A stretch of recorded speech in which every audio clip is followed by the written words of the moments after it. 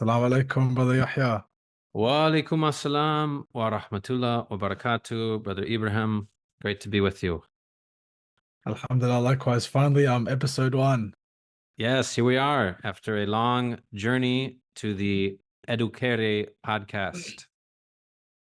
Yeah, so it's funny because this is like our second attempt at recording this, but inshallah Allah facilitates this. Ameen. I think what we were mentioning before, and probably we'll get the viewers with us, is that we are attempting to do inshallah a podcast which we'll talk about in this episode, but our methodology and style is to keep it raw and fresh and just whatever we I guess think about and conversate about, because Yahya and I, we have very good conversations I think in the past, and to capture them has been our sort of dream. So maybe we introduce ourselves a little bit, Brother Yahya. Sure. Bismillah. My name is Yahya Van Rooy. I am currently at a school in Dubai. It's an American Islamic school called Next Generation. And I serve here as the lead of the Islamic Pedagogy Program and Community Relations. So I've been involved in the field of education for about 15 years now. I've lived in 7 countries, and just very interested in looking at how do we renew, how do we revive our educational programs and systems so that they really are transformative in all aspects of that word. So that's a little bit about me. How about you, Brother Ibrahim? Brilliant.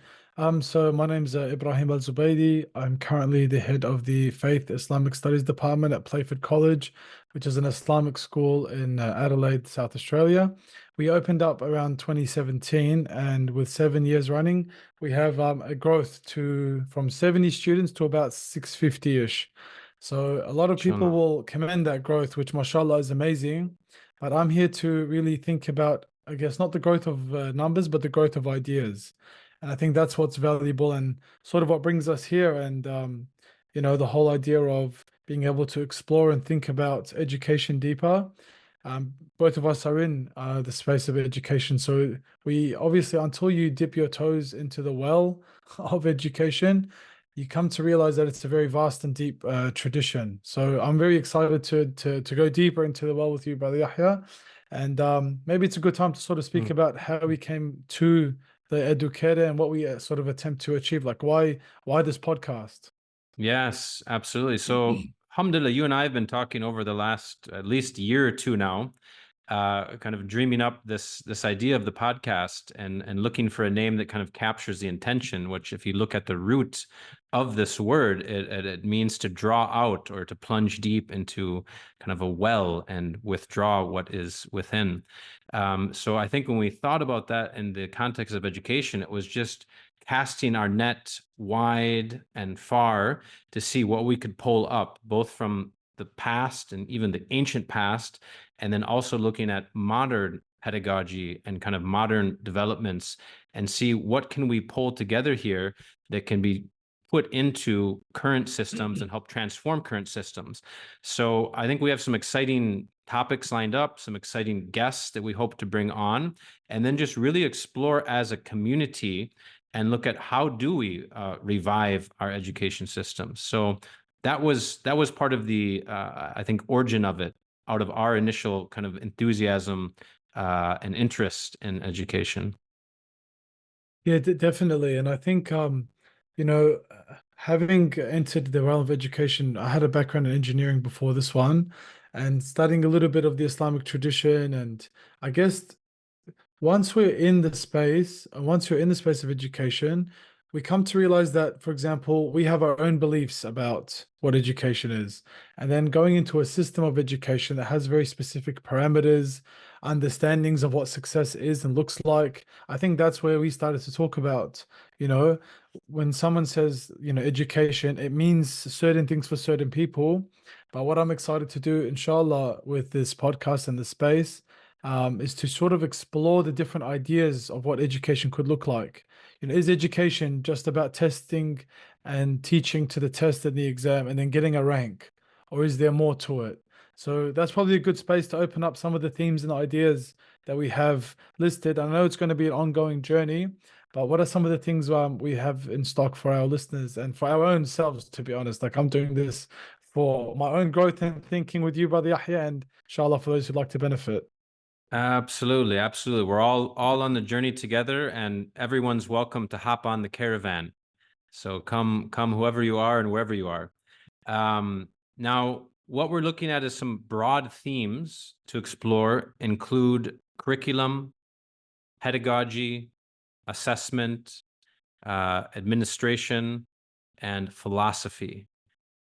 Was there anything else in there, Brother Ibrahim? That's what I had on my list here. Yeah, that's the same list. I'm glad we have the same list, the same Google Alhamdulillah. Doc that's open. Amazing.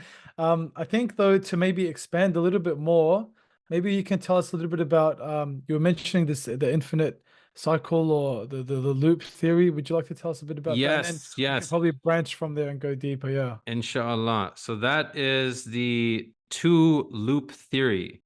Two loop And theory, that's it. yeah, the two loop theory.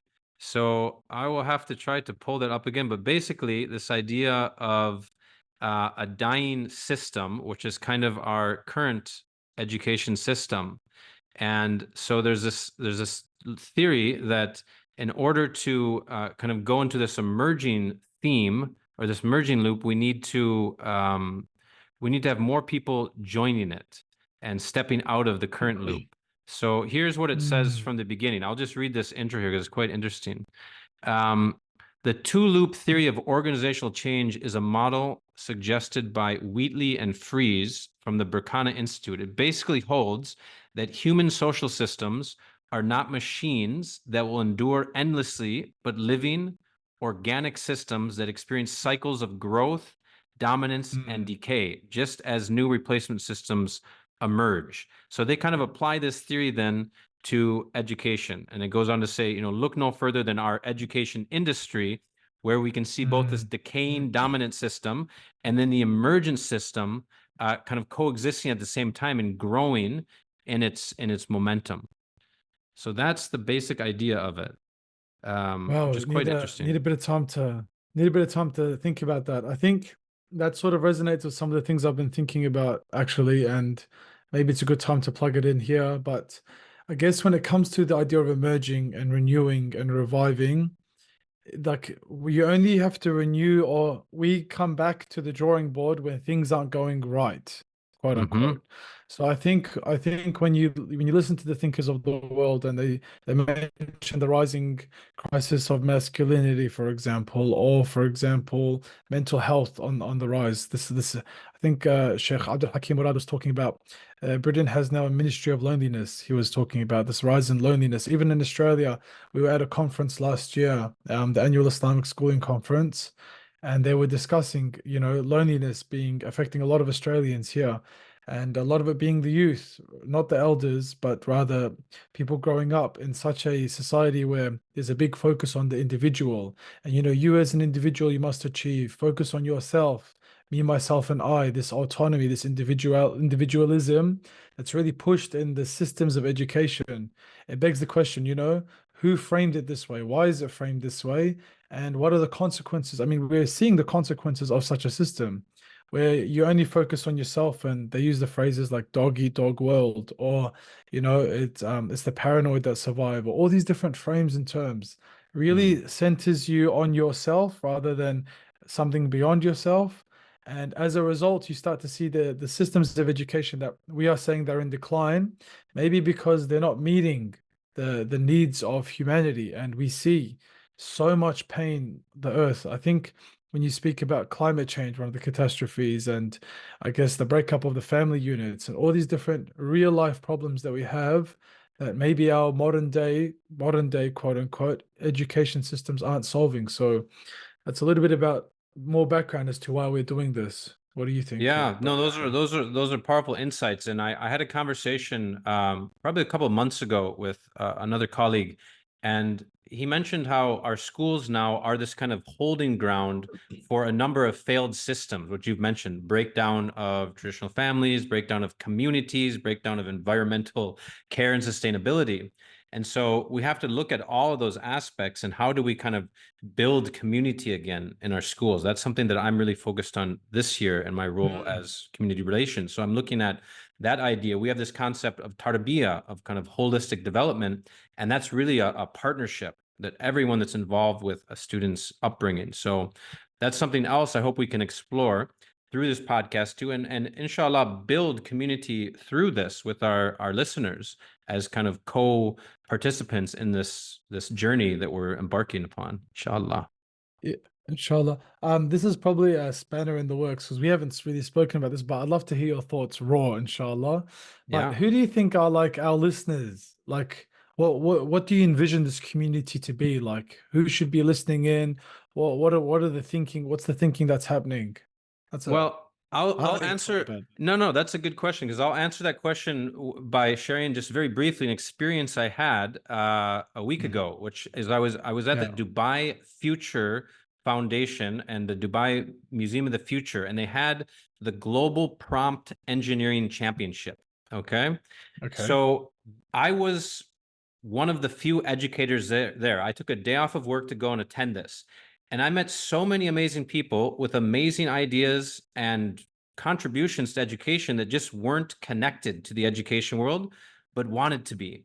And so I think what I hope with this podcast, we can, just like we're going to cast our net wide, is to bring in a wide range of listeners because we all are part of this revival, right? From whatever Mm. field you're at can kind of bring in. And together, I think we need to reimagine what school can be. As a colleague said there at the Dubai Future, that school is no longer and hasn't been for 100 plus years built for purpose. Right? Like when you see what's Wow. happening with prompt engineering, I witnessed in 10 minutes in front of my eyes a program being built, an application that previously took 3 months to build using Python code. Mm. So things Yeah. are accelerating so fast on one hand, but then we also have this kind of character ethics based education, which is also solid It's throughout not there. time, right? Yeah, it's not there anymore. Yeah. So how do we bring In that the back modern in? world. It's not Yeah. there anymore. So how do we kind of reach back deep into this well and then look at these kind of modern developments in technology too? And what kind of Yeah. person, we're not having this conversation, what kind of person are we hoping to cultivate in our schools, in our Mm. education systems? So, I hope we get a wide range of listeners because I think Yeah. everyone Wow. has a role to contribute here, inshallah. No, no, that's brilliant. And I think just building off a couple of things that you mentioned that I think probably good to just unpack a little bit. Because I've been thinking about this, like we have this idea sometimes that modern means better or modern means advancing. And that's sort Mhm. of the connotations you get around modernity. But really, when you look at the advancements, like you said, there's so many advancements in technology, and some might say these are distracting ourselves from developing the soul and the character. So in one side you see always the latest phone, something new. We've been able to travel like this or do that with all these gadgets.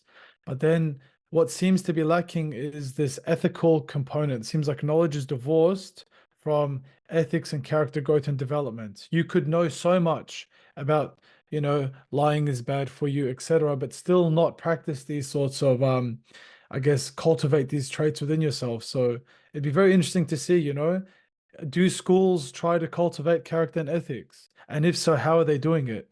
And one other idea that I just saw through our Google Doc when we were jotting down some ideas, but with the colonial project and having real idea of like I think they called them mission schools, especially when they first came to Australia, and you see some very powerful images of children. Pedagogy didn't come on a boat. Many scholars would say this, but children being taken away from their families and really be putting through these mission schools, and they had a clear purpose, and that doesn't honor the voice of the learner, and it doesn't bring back. And that's why you see a lot of different literature now coming out around, being culturally responsive, giving other world views. I call it other only because the normative discourse, I guess the Euro-Christian centric worldview, there are different ways to do it, but they're not marginalized. We don't want the marginalized anymore. We want to bring back those discussions. Doesn't matter what the tradition is, doesn't matter the background, but to bring back a voice, to bring, I guess, more justice to the different voices that exist and not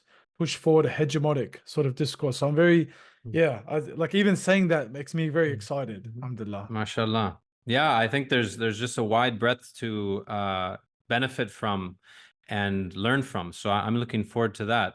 I just wanted to mention this last paragraph from the two-loop theory because I think this also speaks to what we're trying to do here.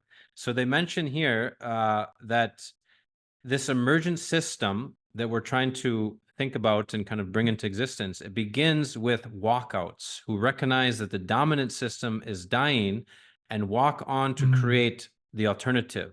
They start to become effective when they find each other and form a connected system. It's happening. It's starting to happen. And I hope we can be kind of a catalyst or, a cultivator of this emergent system that we're trying to build. And there are many like-minded and like-hearted people around the world. And I hope they also come in and kind of embrace this project and contribute to it. Inshallah. Inshallah, no, I really like the thinking, especially when we can provide hopefully a space to, I guess, have honest conversation about challenges. And the world seems to be in need of healing, I think, especially now our schools, with so many people feeling disconnected, not engaged, and really only it seems to suit only a very particular typology of learner and of teacher even. And in Australia, we have lots of teacher burnout, teacher dissatisfaction. I think the statistic goes within 5 years, there's a big teacher dropout. Is that the same in your context, Brother Yahya, in Dubai? Absolutely. I think it's global. There was an article that was sent to me about teachers interviewed advising whether they would advise their children to become teachers. And I think the Oh, large wow. majority said no because of the pressures and the stress. So this is something else we need to think about. Because we use this term murabbi, right? Murabbi is a term that means nurture of souls.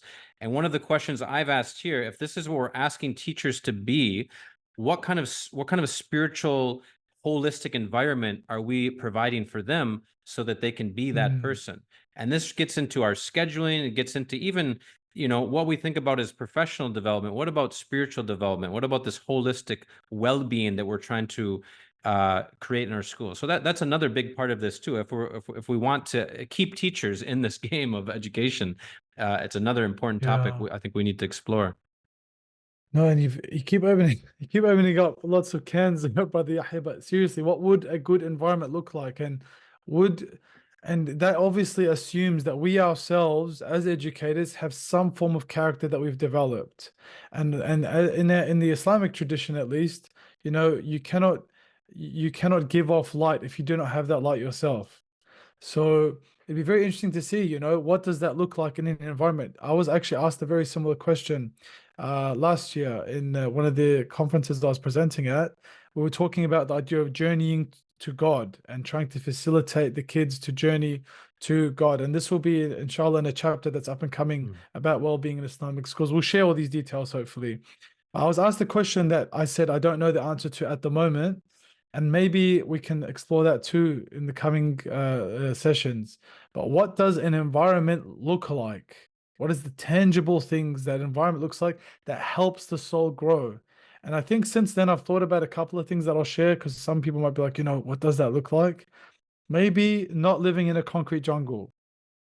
There might be a need of an environment that helps the soul's progression to God, to be out in nature, to reconnect with what we call the fitra, this innate knowing of God.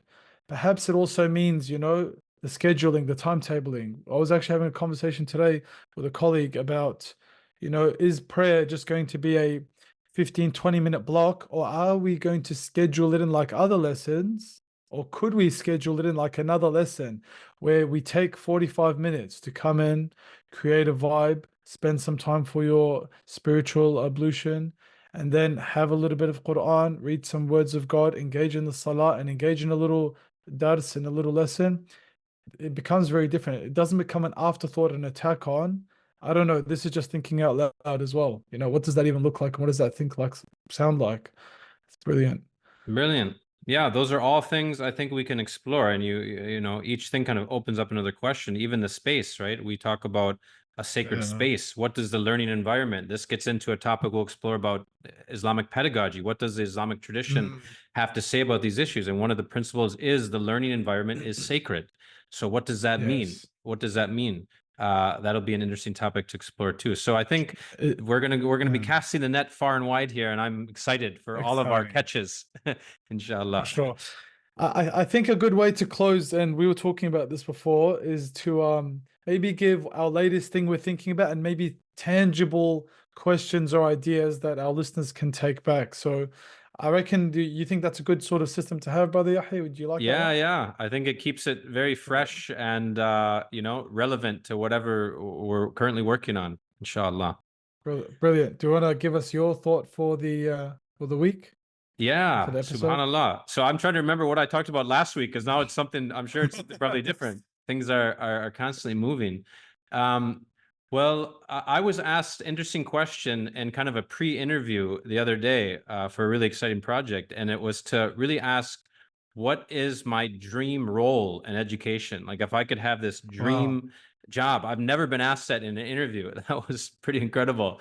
And it kind of threw me off right away. But what immediately came to mind is the things that I'm really passionate about are building community. How do we really make education a communal activity again? And I think Yeah. that's going to help a lot of things once we get parents involved, wider community members involved. And again, that's an intention with this podcast, is kind of drawing in different people that can help us think about how to do that. So this aspects of community building. The other is really, I mentioned already, the spiritual development of teachers. How do we create that environment here where we can Mm, help grow murabbis, people that can nurture the soul of students? So that's the second thing I mentioned. And then the third, it came to mind, was just my passion for reading. So how do we really yeah. Wow. encourage, how do we create a culture of reading in our schools and communities? And of course, the first word that came into Islam was ikra, read, right? So Mm, this has been another brilliant. passion of mine, and I'd love to work more on that, of how do we create these cultures of reading. So since the last time we spoke a week ago, those are the three things that are on my mind right now. Is that Amazing. dream Amazing. job? Yes, Oh alhamdulillah. yeah, no, you got me thinking, caught me a little bit off guard too, to be honest, Yahya.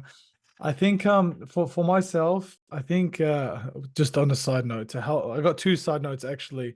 We do say last week, but that episode was our trial episode. This inshallah is our official first episode. So if you're like, oh my God, I missed one, no, don't worry, this is inshallah episode one. That could probably be a blooper reel later.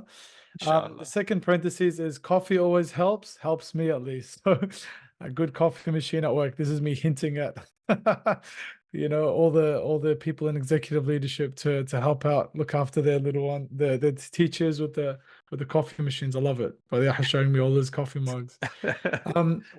What I've been thinking about is a bit more of a not a darker turn, but maybe an interesting turn.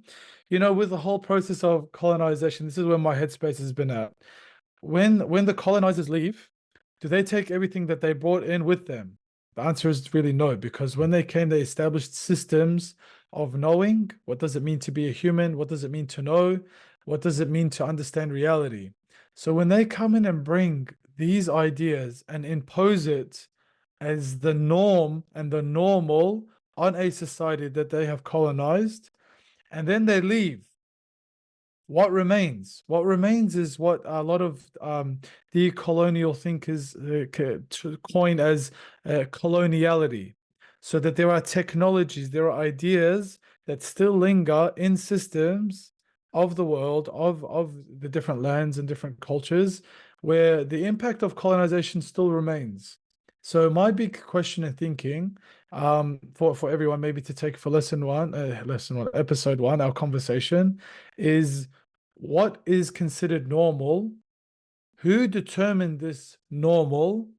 And have you considered other ways? And I don't like using the word other, but different ways of seeing and knowing and being in the world. And who's to say one should have precedent over the other?